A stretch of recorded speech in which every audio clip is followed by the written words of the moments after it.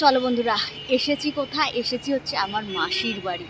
তো যেখানে মানে আমি প্রতি বছর দুবার করে আসতাম।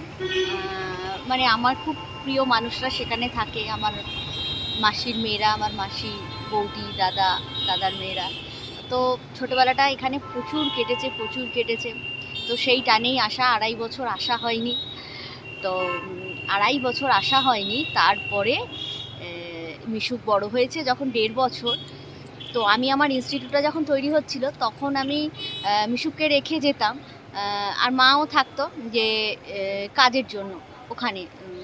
নিজেও কাজ করতাম, কিছু কাজ থাকতো।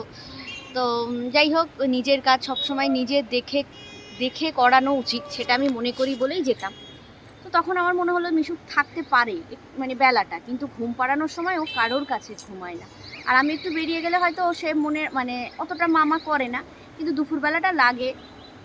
তো আমি ভাবছিলাম যে একটুখানি দিদি এসেছে এখানে, যদি একটু যাওয়া যায় আর কি কাল্লা। মামাকে বললাম, মামা একটু যাব, কারণ তো দেখেছো কোথাওই যাই না আমি। ওই ইনস্টিটিউট বাড়ি হয়তো এরও একটু বাড়িতে বন্ধুবান্ধব, দিদির বাড়ি, মা বাপের বাড়ি। তো এটা একটা আমার ভালো লাগার জায়গা। তো গেলে মনটা ভালো হবে, সেই ভেবে মামাকে বললাম। মামাম বললো যে তাহলে দেখ কী করবি। তো বাড়িতে মাকে বললাম, মা বললো এখন যেতে হবে না, পরে যাবি। মা বললো ও পরে যাবি, কিন্তু মনটা খুব টানছিল।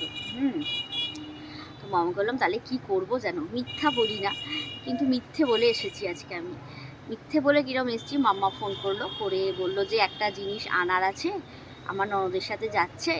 তো আপনি কালকে তাহলে আসুন না, আপনি থাকবো, রান্নাবান্না করবো, আর মিশুককেও একটু দেখবো, ও তাহলে একটু ঘুরে আসতে পারে। মা বললো ঠিক আছে, আমি আসবো। তো মা এলে মিশুকের কোনো প্রবলেম হয় না, আমি ভালো থাকি। তো মা এসেছে, দিয়ে আমি যখন এখানে চলে এসেছি, মিশুককে আজকে সকালবেলা ও উঠেছেই ঘুম থেকে 11টা।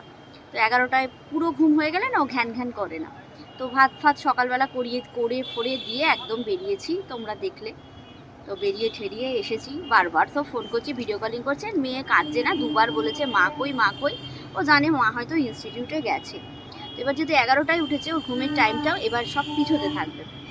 মাম করলাম দেখো যে আমি নেই, হয়তো দরজা জানলা বন্ধ করে যদি ঘুমানো যায়। তো এখন জানি না, এই একটু আগে ফোন করলাম ঘুমিয়েছে কিরা।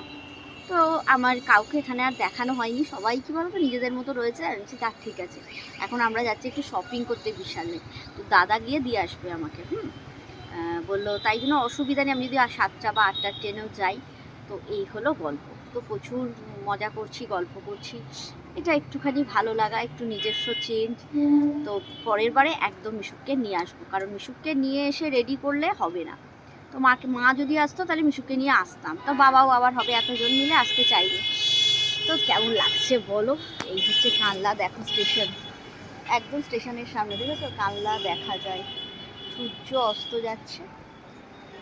আর এ দেখো চারদিকটা দেখো, এত ভালো লাগছে ছাদে উঠে আর ভিডিওটা করছি। টিকি। তো এখন টাটা।